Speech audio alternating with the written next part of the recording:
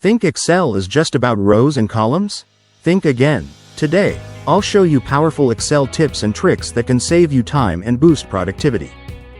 Ever spend time separating first and last names? Type one example in the next column, then press Ctrl+E.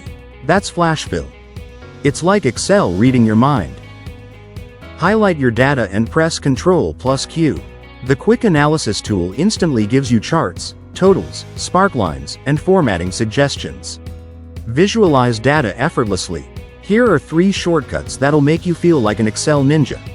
Ctrl+Shift+L for filters. Alt+= for AutoSum. Ctrl+arrow keys to jump data. Want your top sales or overdue tasks to stand out automatically? Use conditional formatting to highlight key patterns.